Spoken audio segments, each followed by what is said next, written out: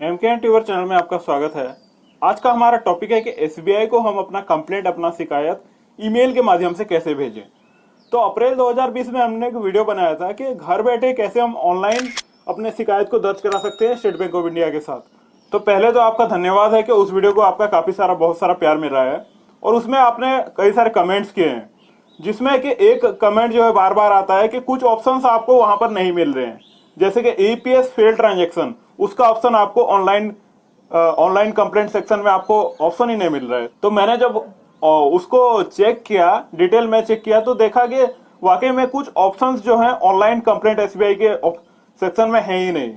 तो online complaint के साथ परेशानी यह है कि उसमें बैंक ने अपने हिसाब से कुछ ऑप्शंस डाल के रखे हैं, जिसको हमें चूज करना होता है। उसी में से हम चूज कर सकते हैं और अपने अपने हिसाब से उसमें कुछ उसको चेंज नहीं कर सकते। तो उसमें कुछ ऑप्शंस जो है बैंक ने नहीं दिए हुए हैं, एसबीआई ने कुछ ऑप्शंस नहीं दिए हुए हैं, जैसे कि एपीएस का ऑप्शन नहीं है, फोन पे गूगल पे से अगर आपकी कोई परेशानी है तो वो ऑप्शन भी नहीं है, यहाँ तक कि आईआरसीटीसी का ऑप्शन भी वहां पर डायरेक्टली नहीं दिया हुआ है। तो अगर आपको इस तरह का कोई परेशानी हो, इस तरह का कोई प्रॉब्लम है जो ऑप्शन आपको वहां पर नहीं मिल रहा है, तो एक ऑप्शन यहाँ पर हमारे पास ये है कि हम ईमेल के द्वारा अपने कंप्लेंट को, अपने शिकायत को दर्ज करा सकते हैं। तो ईमेल कैसे करना है, इस विषय पर एक संपूर्ण जानकारी होना आवश्यक है। तो सबसे पहली बात यहाँ पर यह है कि किस ईमेल आईडी से हमें मेल करना है। तो देखिए, अगर आपके नाम पर कोई ईमेल आईडी है तो आप अपने ईमेल आईडी से एसबीआई को मेल कर सकते हैं। यहाँ पर एक बात का आपको ध्यान रखना होगा कि ईमेल आईडी थोड़ा डिसेंट होना चाहिए। अब डिसेंट से मेरा अर्थ क्या है, ऐसा नहीं होना चाहिए कि ऐसा आपका एक जीमेल आईडी बना हुआ है कि आवारा पागल दीवाना @gmail.com, इससे आप एसबीआई को मेल कर रहे हैं, अपना शिकायत मेल कर रहे हैं। ऐसा नहीं होना चाहिए। एक डिसेंट ईमेल आईडी, अच्छा सा ईमेल आईडी बना होना चाहिए आपके नाम पर। अगर ईमेल आईडी आपका नहीं है तो जीमेल पर आप नया ईमेल आईडी क्रिएट कर सकते हैं। इसमें ज्यादा समय नहीं लगता, ज्यादा से ज्यादा आपको 5 मिनट का समय लगेगा। तो अपना ईमेल आईडी से आप एसबीआई को ईमेल सेंड कर सकते हैं। तो किस ईमेल आईडी पर सेंड करना है, एसबीआई का कौन सा ईमेल आईडी है, वो भी जानना जरूरी है। तो यहाँ पर हमारे पास दो ऑप्शन हैं।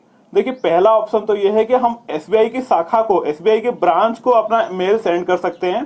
तो एसबीआई के ब्रांच का ईमेल आईडी, आप अपना पासबुक चेक करेंगे तो उसमें एसबीआई का ब्रांच का ईमेल आईडी लिखा होता है।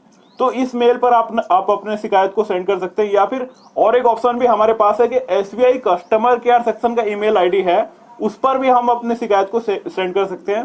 तो जैसे ही हम एसबीआई के ऑफिशियल वेबसाइट पर जाते हैं, www.sbi.co.in को ओपन करते हैं, तो वहां पर हमें कॉन्टैक्ट अस का एक ऑप्शन मिल जाता है। उस पर जैसे हम क्लिक करेंगे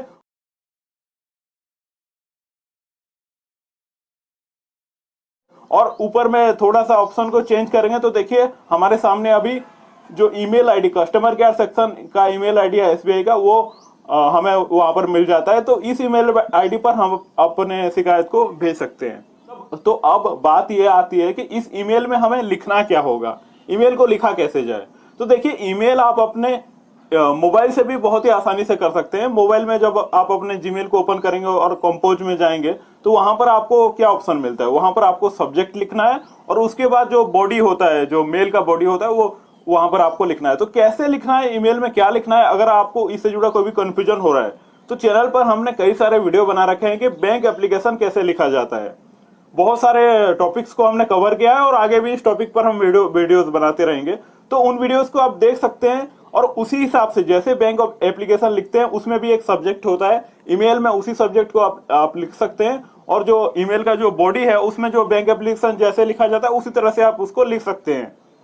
और आप अपने हिसाब से भी उसमें जो भी चेंजेस करना चाहें कर सकते हैं। आपका शिकायत जिस प्रकार का है उस हिसाब से आपको मेल लिखना होगा। इसमें अगर कोई भी आपको परेशानी हो रही है लिखने में तो नीचे कमेंट्स में लिखिए, मैं उस टॉपिक पर भी आगे चलकर बैंक एप्लीकेशन कैसे लिखना है उस पर एक वीडियो बनाने का प्रयास करूंगा।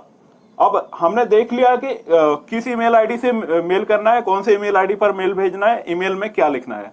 अब बात यह आती है कि ईमेल भेजने से होगा क्या। कई बार हमें लगता है कि मेल वेल का चक्कर बेकार है, मेल भेजने से कुछ होता नहीं है। तो यहां पर मैं आपको बता देना चाहता हूं कि जब हम एसबीआई को ईमेल करते हैं, एसबीआई के कस्टमर केयर सेक्शन का जो ईमेल आईडी बना हुआ है उस पर जब हम ईमेल करते हैं तो होता यह है कि वहां से कुछ ही सेकेंड्स के अंदर हमारे पास एक रिप्लाई आ जाता है, ऑटोमेटिक रिप्लाई होता है, ये सिस्टम जनरेटेड रिप्लाई होता है। तो ये अभी आप स्क्रीन पर देख रहे हैं, इस तरह का एक रिप्लाई हमें मिल जाता है। तो इसके दो फायदे हैं। देखिए, एक फायदा तो यह है कि हम ये कंफर्म हो गए कि हमारा जो कंप्लेंट है वो सही जगह पर पहुंच गया है। और दूसरा फायदा यह है कि हमारे पास ये एक प्रमाण है, ये हमारे पास एक प्रमाण है कि हमने अपना जो कंप्लेंट है उसको भेजा है बैंक में। तो अगर 30 दिनों के अंदर, 30 डेज के अंदर हमें अपनी समस्या का समाधान नहीं मिलता है, तो इस प्रमाण को लेकर हम RBI, banking Lokpal, banking ombudsman के पास जा सकते हैं, वहां पर कंप्लेंट कर सकते हैं। तो बैंकिंग ombudsman में कंप्लेंट करने के लिए भी हमें कहीं जाने का जरूरत नहीं है, घर बैठे हम अपने कंप्लेंट को रजिस्टर करा सकते हैं।